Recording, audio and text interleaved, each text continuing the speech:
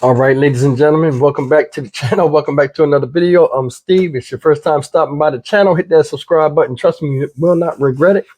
If you're a returning subscriber, as always, guys, welcome back, and I appreciate your support. At the bottom of the screen, this is the personal email address for you guys to contact me personally. And, you got video ideas and the like, or you just want to drop me a line, I appreciate it. Over here, we have the post office box. You guys send gifts and personal letters. By all means, this is at your disposal. And then we have the Cash App. And speaking of the Cash App, you guys know these donations that you guys give me.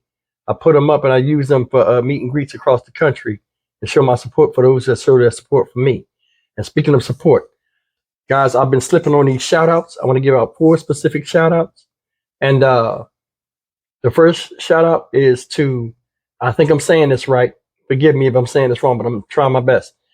Meki and Goga. Second shout out is to my main girl, Tex Coco. She been with me for a minute riding. Tex, you need to hit me up in that email. I have something I have to ask you. And the third one is Conjua Hilliard, which is someone that has contributed to the Cash App before. So thank you very much, Conjua.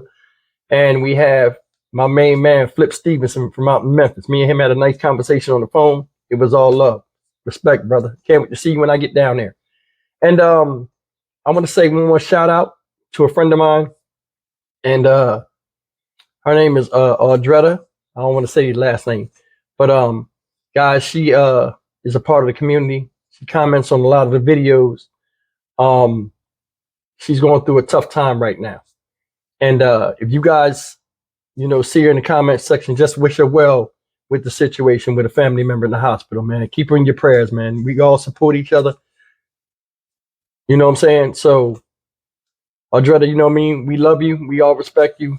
You're part of the community. It's all love here. So, guys, shout her out if you see her in the comment section. But, guys, I'm going to jump into this video. And I came across this today. And I'm going to do a story on the little sheriff, little bald-head guy that just got sentenced to 18 months in federal prison out there in Georgia for putting people in a restraint chair for punishment. But a lot of people don't know a restraining chair that they have in jails where they tie these inmates down on that hard molded chair. That's not no joke. And it looks like a medieval torture device. And it seems like a lot of police are abusing their power and using it as such. And I'm coming across story after story where people are dying just being sat in a room with medical illnesses and everything else for hours in these chairs until they go to the bathroom as forms of punishment, which is not supposed to be used for that. And today I want to talk about a story of a Cincinnati resident who wound up dying in this chair. And I want to tell this story. His name is Pierre Holmes.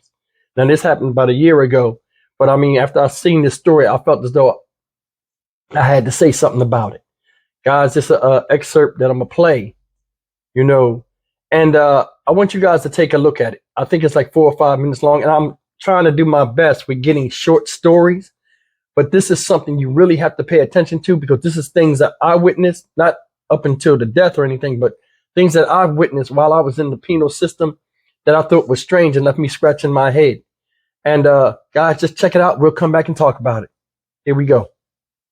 Restraint chairs are a tool used to control inmates. But increasingly, families and their lawyers say these chairs are leading to abuse, injury, and even death. Yeah, tonight, Local 12's Dwayne Pullman investigates a case of a Cincinnati man who was discovered dead, still in the chair that had restrained him for hours. Pierre Howell died alone, strapped into a restraint chair, just like this one, in a cell at the Hamilton County Justice Center. He was thrown away in a cell. It's a terrible, terrible, terrible tragedy. So tragic, attorney Ryan McGraw says Pierre's family can't talk about it. They're just not ready to grapple with that. McGraw, who represents the family, filed this wrongful death lawsuit in federal court, claiming the Hamilton County Sheriff and staff were deliberately indifferent in Pierre's care. Both the jailers and the nursing staff To understand what happened, you have to look inside the jail. And because we obtained security video, part of the evidence filed in the case, we can show you. According to jail records, on December 9th, 2018 at 5 p.m., Pierre got into a physical altercation with his cellmate. In the video, you can see officers escorting Pierre out of the pod after that fight. At 5:06 p.m., Pierre is led down a hallway, and he begins to repeatedly collapse. Eventually, officers drag him to an elevator, throw him in a wheelchair, and take him, with his feet dragging on the floor, to the medical unit. That's important because Pierre suffered from sickle cell disease, a chronic, debilitating, and painful condition triggered by stress. Jail staff knew that. According to the lawsuit, 2 days before he died, Pierre reported he was experiencing pain arising out of his sickle cell disease. In the medical unit, the overhead camera shows a wide view, but when we zoom in, the video clearly reveals Pierre repeatedly slumping and falling to the floor. While there's no sound on these recordings, in statements, jail and medical staff confirm Pierre was yelling, moaning, and groaning in pain. According to the lawsuit, the nurse in charge knew that Pierre had sickle cell disease, yet she felt Pierre was experiencing a mental health issue and was being non-compliant with medical care. And the call was made to get the restraint chair. That's the restraint chair being rolled in as Pierre lies on the floor in pain. Within minutes, 8 corrections officers surround Pierre, picking him up and strapping him in, immobilizing his body. Now helpless, Pierre is rolled out of medical at 5:43 p.m. and taken to Cell 6 in Pod A in the psychiatric unit. According to court records, Pierre would remain in that restraint chair alone in Cell 6 for more than 4 hours. Corrections officers reported in official logs that they conducted required routine checks on Pierre. But the security video reveals more than a dozen of those checks did not happen. He was supposed to be evaluated every 10 minutes. Was he? Absolutely not. In fact, they falsified records claiming that they checked on him. In its motion for summary judgment, the county insists there was no wrongful death and no deliberate indifference. But the county admits those official logs are wrong, stating officers checked on Howell, but not every 10 minutes as documented on their logs, conceding that is a violation of jail policy. When officers actually observed Pierre, he was noted to be awake for the first hour and 45 minutes. Then they reported Howell appeared to be sleeping. At 9:45, when officers went into Cell 6 to remove Pierre from the restraint chair, he was already dead. An autopsy by the Hamilton County Coroner's Office concluded Pierre died from organ failure due to a sickle cell crisis following a physical altercation. He was 33 years old. He died alone in a cell, strapped to a chair where he couldn't move. All right, guys, that was the article, and it's a sad thing, but this happens a lot in the jailing system in America. Now, a lot of times they use these chairs for punishment or, dehumanization meaning, sit down for we'll sit you down. I've heard that. I've seen this many times before. Now, that chair is supposed to be used for people that are that can't be contained or can't be transported on their own cognizance for fear of them attacking other people and different things like that. That chair does have a use, and it is useful when it's used the right way. But time and time again, we see a lot of stuff that's supposed to aid these officers in prisoner transport and things like that. They use it as torture devices and, ways it's not designed to be used. And the situation with this guy is sad. You've seen the guy was sick. And the thing that's funny is, like, us as human beings, like, we talk about compassion and all that stuff. But a lot of people, like I say, put money before the job. Now, you've seen the man was sick. He's falling. He's groaning, rolling over. Did you hear what the attorney said? Said the man died alone in a cell. Now, I don't have sickle cell, but I've seen people, and I had friends that did have that disease. They described it as having fire in your blood because your blood cells, they change shape. So, and they can't, they bounce off of each other. It causes pain. Now, they said it's like having fire or needles going through your bloodstream. I don't know that feeling.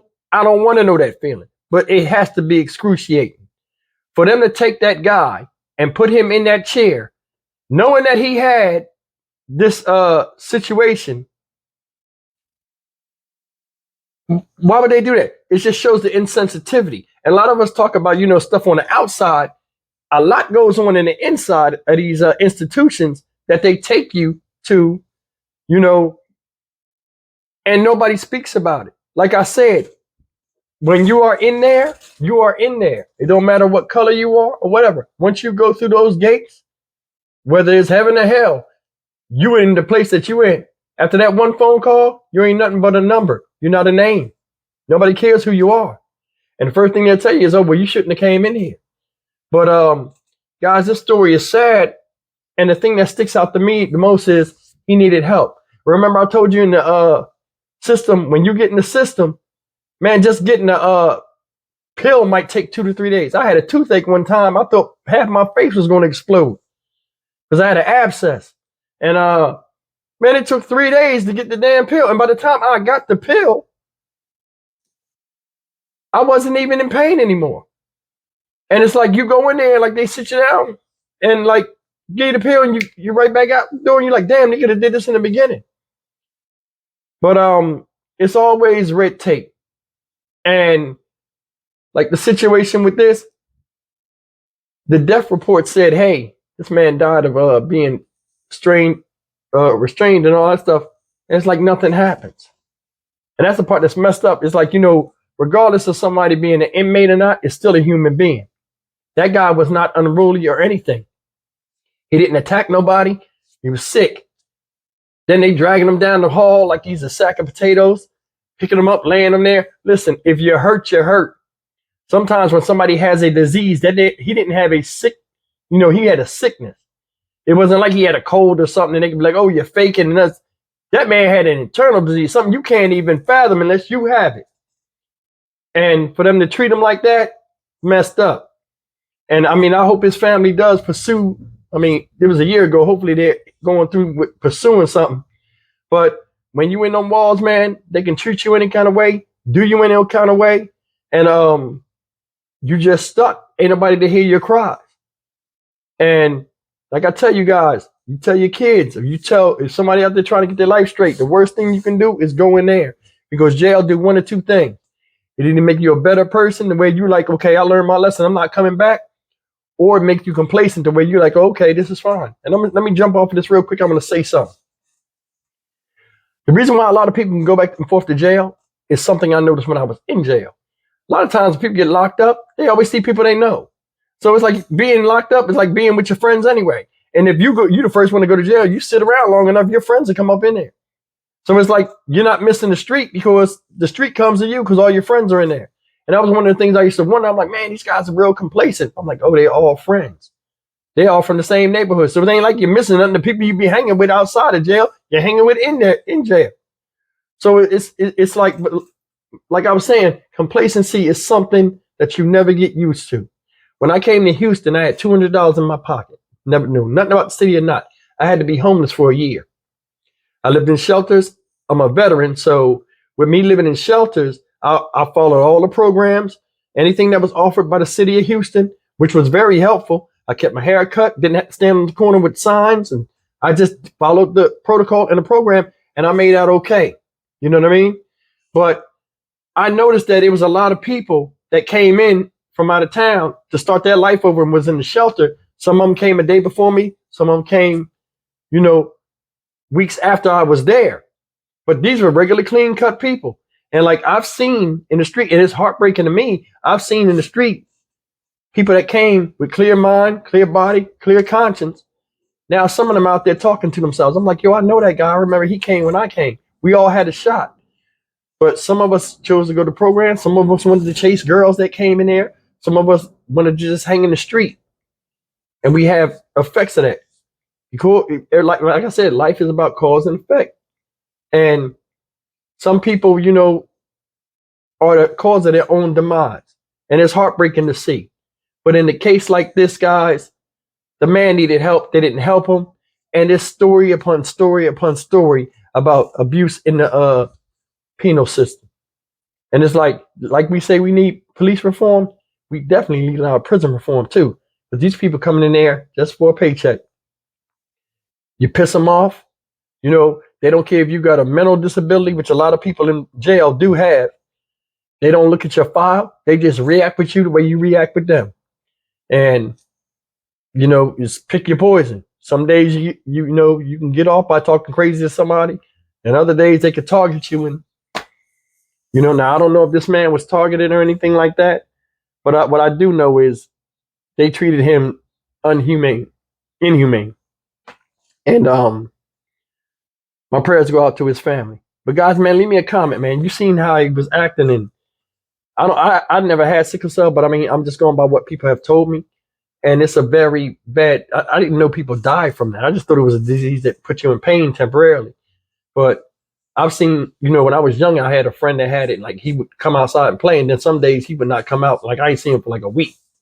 I mean, that's when he had real bad. But I didn't know nobody can die from that. But if anybody got that out there, man, I mean, and listen to me, I'm sorry that's going on with you. Keep you in the prayers. But as always, guys, leave me a comment, like, comment, share, and subscribe. I'll see you guys in the next video. Take care.